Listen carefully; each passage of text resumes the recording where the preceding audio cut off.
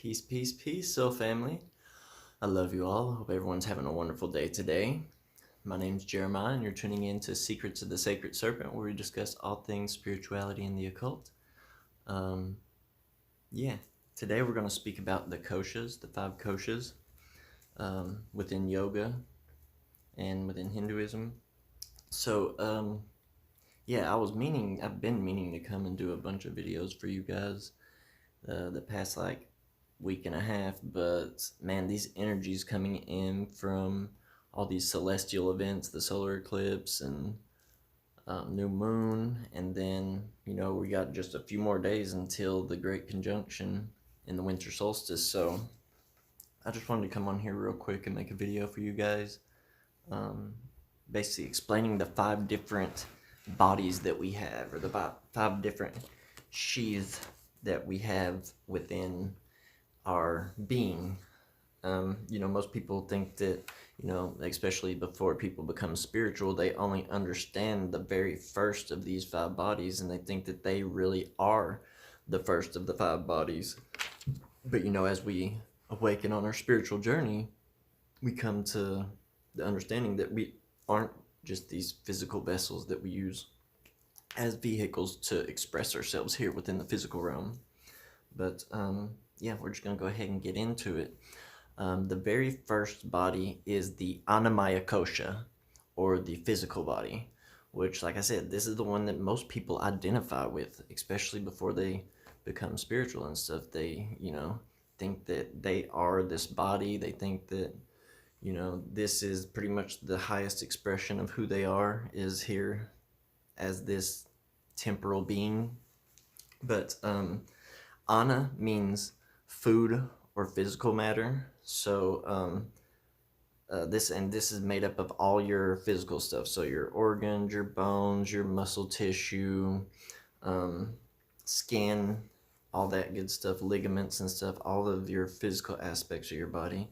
And the best way to really take care of this body, and it states it right there in the name, Anna being meaning food, and Maya meaning made of. So it's the food or the physical matter that you're comprised of, and the way that you can really actually begin to purify and awaken this body of yours, this aspect of your being, is through food, nutrition, and stuff like that. And here, I've discussed before that there's what most people observe in the West is just preparatory yoga. They don't really delve deep into real yoga. They just pose in, asanas, different positions and stuff like that. And then at the most you usually see is pranayama, where they're, using the asanas, the positions and poses with the breath, and being aware of the breath and the life force energy that runs through your body. This is connected to the earth element.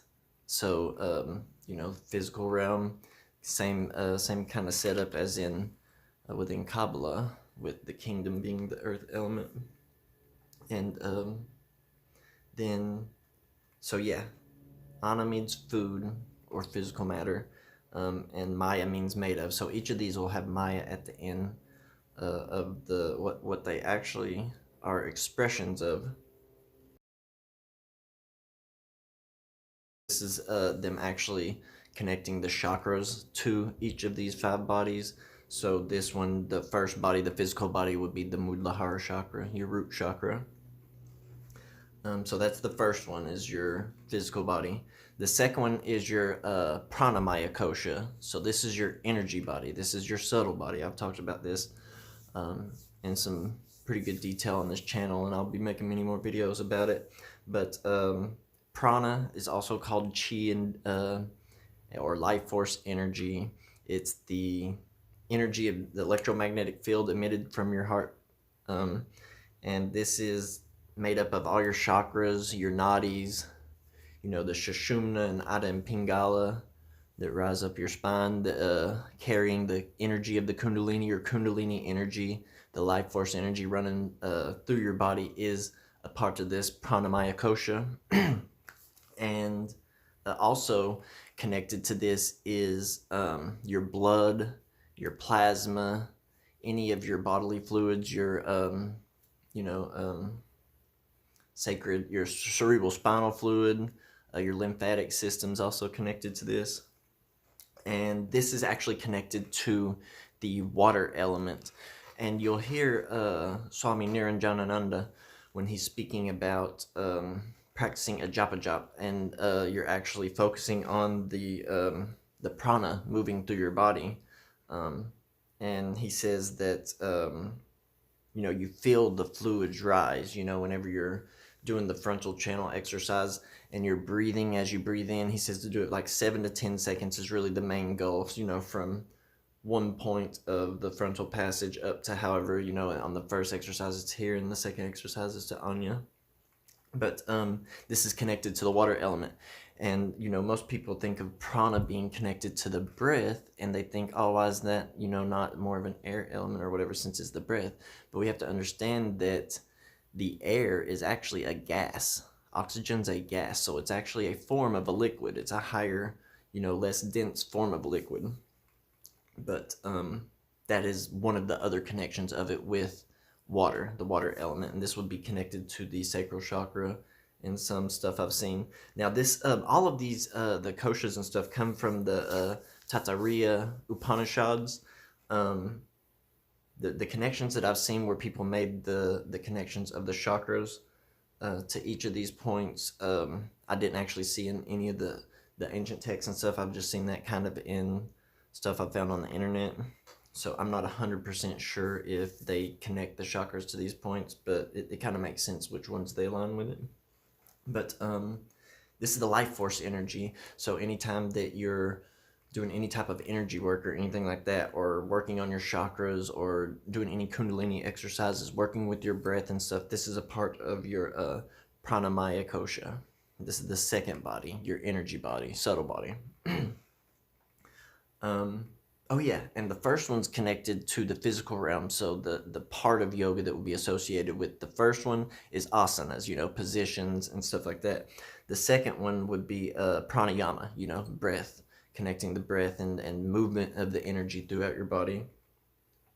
The third one, the manomaya kosha, is the mental body. So this would be considered like the lower mind and the physical mind. So manas, which means mind or thought processes, and then maya means made of. So the mind or the thought processes you're made of. And this is connected to your mind, your emotions, your central nervous system. It's expressed as streams of thoughts or feelings. Anytime you're feeling emotions, it's energy in motion. But sensations. Oh yeah, this is where we experience the five senses, is through the manomaya kosha, through the mind, the mental body. And this is connected to the fire element. The chakras that I've seen connected to it are Manipura, the solar plexus, and Anahata, the heart chakra. And it's, with the five senses being connected to it or whatever, that's like the input. We have our different input systems here within the physical. Although they're connected to the physical body, they're filtered through the mental body.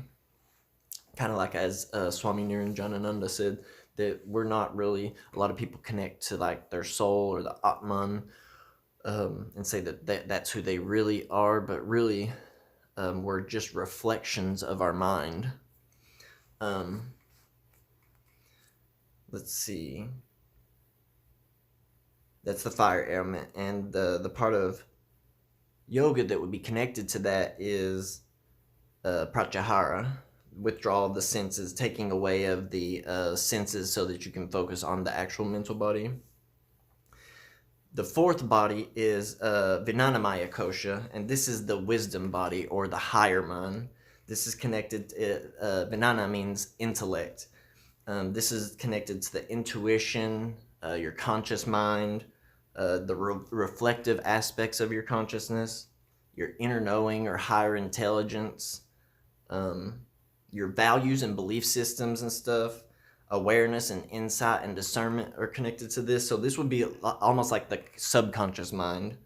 That's just like my interpretation of, with the Manomaya kosha being the conscious mind, the Vijnanamaya Kosha, that intellect, that inner energy, the inner divinities that speaks through you, through your intuition, and guides you and gives you discernment and stuff like that. That's the Vijnanamaya Kosha. This is connected to the air element and the Vishuddha chakra, the throat. The practices within yoga, the 8 limbs of yoga that would be connected to this one would be dharana and dhyana. So, single pointed focus through different practices, like a japa jap, trataka, different things like that, where you get yourself to a single pointed focus, and then, dhyana comes out of dharana. And then the 5th body, I'm going to have to hurry because my girlfriend's about to get off on her lunch break, but is the Anandamaya Kosha. And Ananda meaning bliss body. This is referred to as, by some people in the spiritual communities, like their highest self, or their spirit, their inner divinity. And it's a space of unbounded freedom, expanse, and joyousness of our truest nature. And then this is what most people are trying to get to, is like the state of enlightenment. The element connected to this is many different names for it: ether, space, akasha, spirit. The Anya chakra is connected to the Anandamaya Kosha, and this would be like a state of samadhi where you're at union with divinity, basically. I believe that's pretty much it. But that's your five bodies that you have. You have your physical body, your Annamaya Kosha. You have your energy body or subtle body, which is your Apanamaya Kosha. Then you have your Manomaya Kosha, which is your mental body, which is the more conscious aspect of the mind. And then you have, the Vijnanamaya Kosha, which is the higher mind, the intellect, intuition. And then Anandamaya Kosha, the bliss body, which is what everybody's trying to get to, which is a union with your true self. And these are all, each of these, although they go kind of in stages and they're numbered, linearly, all of these bodies are intertwined and intermeshed within one another. So they're all kind of one thing, but they're, there's different degrees of what they are. And that's what you go from the most dense, the physical, to the least dense, which is like the bliss body. And that's pretty much it, though. That's the 5 koshas within yoga that you can find within the Taittiriya Upanishads. And these are used as almost like a framework within a lot of yogic teachers and stuff like that to address the different things within somebody's life.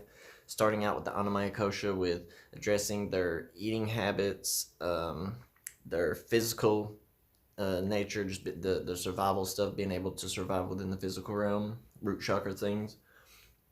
The Pranamaya Kosha, observing someone's breath. People that are angry or just very going everywhere, they have these really slow, shallow breaths. Observing the breath, making sure you're taking really deep breaths, and being able to feel the energy. Once you really focus on the breath, you're able to focus on the energy that resides within the body. The Manomaya Kosha, observing your thought patterns and observing the way that you emotionally react to the way that you think. That you're getting somewhere with this whenever you of a state that you previously would have reacted to, where you have an emotional spike or something happen, a trauma or something, and you don't react. You allow your mind to stop you and to really think about what you're going to do and how you're going to act before you do. This is connected to a lot of shadow work. Vijnanamaya Kosha, your wisdom body, tapping into your intuition, tapping into your that inner small voice. And then Anandamaya Kosha, connecting with the universe. But that's going to be it, you guys. I think you've got to go on break. I love y'all. I hope everyone has a wonderful day today. If you like the video, subscribe if you haven't already. And if anybody has any questions, leave them in the comment section down below. I'll talk to you later. Peace.